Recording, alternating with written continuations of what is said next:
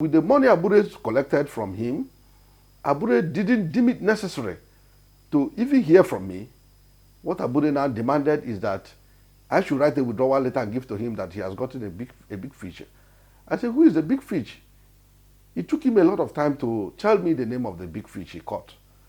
Until I continued to press, he now summoned the courage to tell me whom the man is. I said, this man you just mentioned is of the APC, and the man is a mole sent to Labour Party to destroy Labour Party.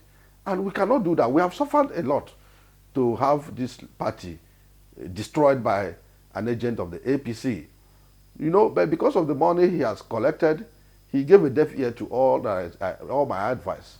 The same thing happened in Edo, where Honorable Murphy, who is the candidate for Federal House of Rep in Edo, who emerged as a validly nominated candidate for that election, was shortchanged, was substituted illegally, the same way I was substituted.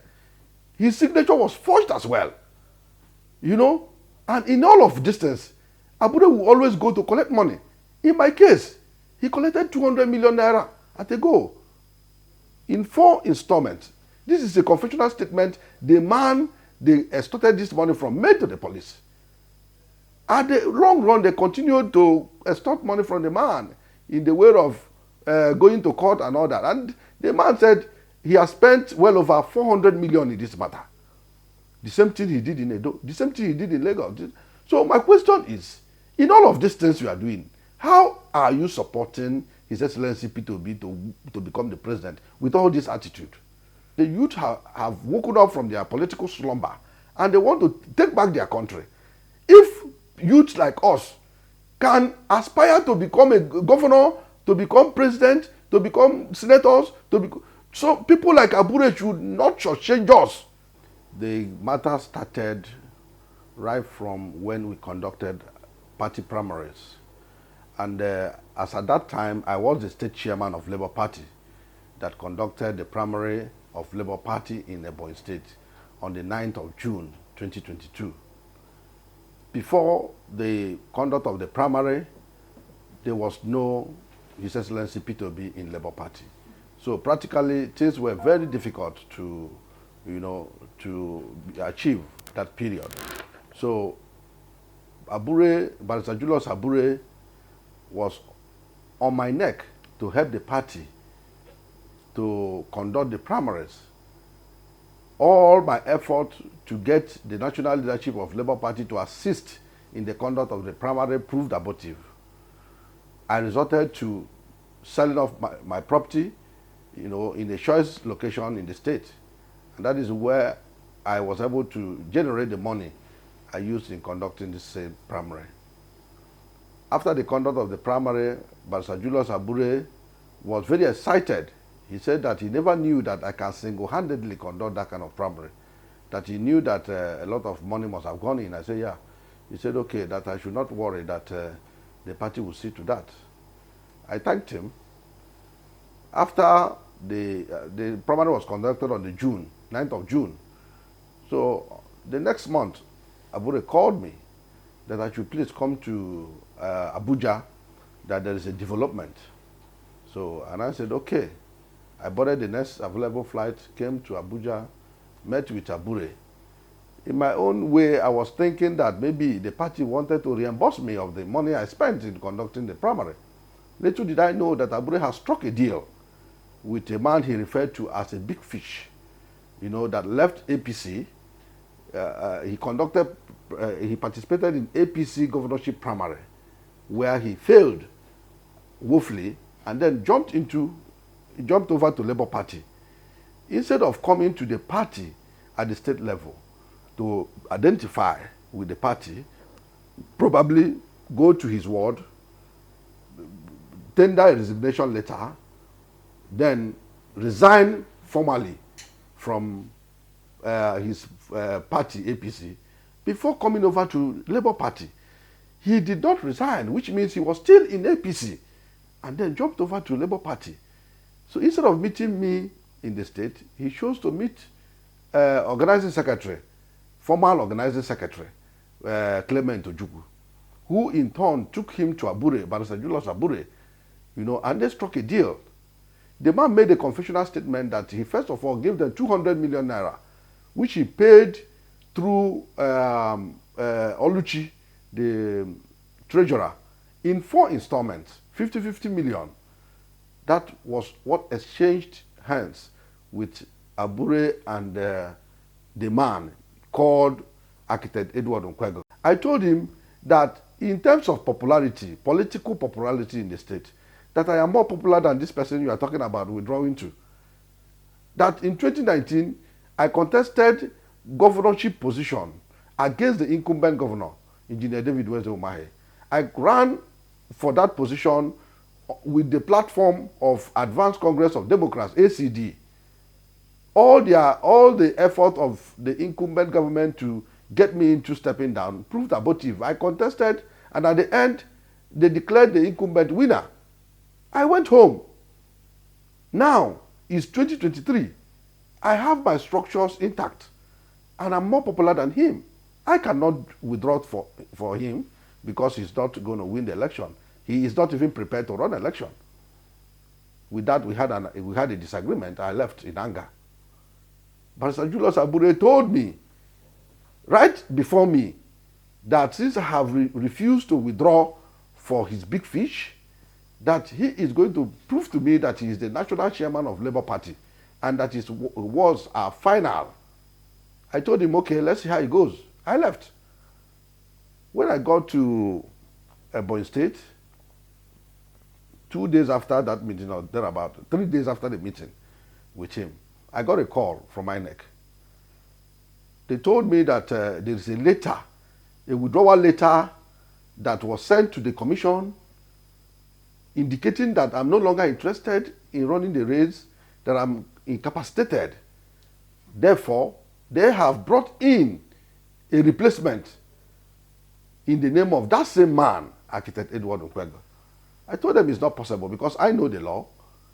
That the law says if you must withdraw, that the withdrawal letter that has to be submitted to INEC must emanate from you, that you must write personally to the party, stating the reason why you are no longer interested in the race. Submit the same letter personally to the party, who will now submit to INEC. That all of these things never happened. So I don't think that Abure, being a lawyer, can do that, all of those things. But on the second thought, I said, maybe go and verify whether this allegation is true. I now came to INEC and demanded to see what they submitted. The staff told me that they don't operate in such a manner, that I have to inform my lawyer to write them, demanding for the CTC of those documents that were submitted. I quickly called my lawyer here in Abuja. I asked him to write INEC immediately that I want to see all the letters submitted to INEC by the party, Julius Abure. Eventually, I got the CTC of all the things they submitted to INEC. Behold, my signature was forged. I have one signature. I don't have two signatures. And this signature, way back my secondary school days, I had the signature to date. Even at the bank, I operate one signature. When I saw this thing, I saw that what they use is initial. My name is Eze Oko, official name in my certificate. So what they did was that they used E for Eze and O for Oko, initial. That is what they use as my signature. And I'm so surprised that INEC can accept that kind of thing. So with that, I was very upset. So I had to instruct my lawyer to write a petition to the police. So my lawyer wrote to Inspector General of Police, demanding for investigation, of this crime. The petition referred to case of forgery, perjury, and criminal conspiracy.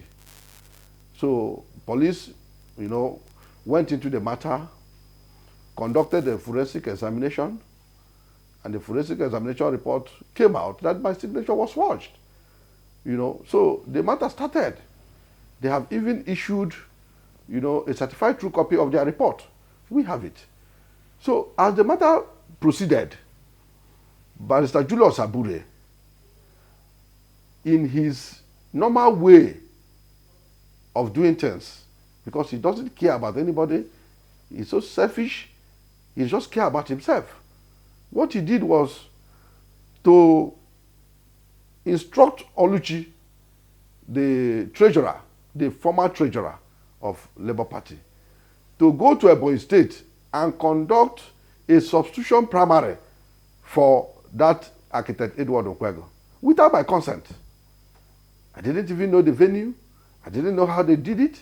I hadn't withdrawn from the race. So when I saw their moves, I said, I am a law-abiding citizen. I approached the court, the Federal High Court. And the matter started there. As God may have it, the court set aside the substitution primary they conducted and reaffirmed that I am the governorship candidate of Labour Party, that my signature was manipulated. It's in the judgment that I remain the authentic candidate of Labour Party for governorship position in Ebonyi State. They were not pleased with that judgment. They went and appealed the judgment. So we went to Court of Appeal Enugu. The matter started again. At the end, the Court of Appeal in Enugu dismissed their suit and reaffirmed that I'm the governorship candidate. They were still not satisfied. They have money that they have collected from people. So they took me to Supreme Court, Abuja here. I continued to spend money, but because I know that what I'm doing is right, I had to continue to do what I'm doing. That time there was nobody assisting me, so I was doing it. We got to Supreme Court. Supreme Court further dismissed their suit and affirmed that I'm the governorship candidate. So the matter started that way. So the other day, before the governorship election proper, my phone rang. It was organizing secretary, former organizing secretary, Clement Ojukwu. He invited me. He told me right there that, please, he was with His Excellency P2B, that His Excellency P2B wants to talk to me, that he wants to see me. So I said, okay. He gave the phone to His Excellency P2B, that I should come, that he wants to see me. Eventually I went and met with him. He apologized. But Sir Julius Abure was there seated. His Excellency P2B was seated. Organizing secretary, former organizing secretary Batuago was seated. He pleaded with Sir Julius Abure to preside over the meeting. But Sir Julius Abure declined. He couldn't preside over the meeting because he couldn't look at me eyeball to eyeball. He knew that he had wronged me. He couldn't look at me. So eventually, His Excellency P2B, in his wisdom, took over, the meeting and presided. He first of all apologized to me that he never knew that I'm the governorship candidate of Labour Party, that these people continue to present a wrong person to him, and he has been working with this person. That it was Senator Victor Ume who called him to order, who reminded him of the fact that I am the governorship candidate of Labour Party, and that the window for substitution in INEC has elapsed, and there's nothing anybody can do about it. That I should go back to my state and continued with my rally and my campaign. With that, I thanked him. We snapped pictures. I left for Ebonyi State and continued my rally. But I was surprised at the middle of my rally, because we have 13 local government in Ebonyi State. I had covered some local government. To my surprise, His Excellency was seen in Arise TV, saying that Labour Party in Ebonyi State has no governorship candidate, knowing fully well that I have all the judgment in all the courts in my favor. And as at the time we were having this issue, it is not It was not party that would determine who is the candidate. Neither is INEC that would determine who the candidate. It is only court of competent jurisdiction that would determine the candidate as at that moment, because there was already, dispute. So all the courts in Nigeria, from Federal High Court, Court of Appeal, and Supreme Court, all affirmed that I'm the candidate. So I was so astonished to hear His Excellency Peter Obi say there's no governorship candidate in Labour Party.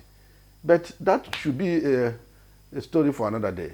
But the truth is that Labour Party, under the leadership of Barrister Julius Abure, the former chairman of Labour Party, did not concentrate more in winning the election.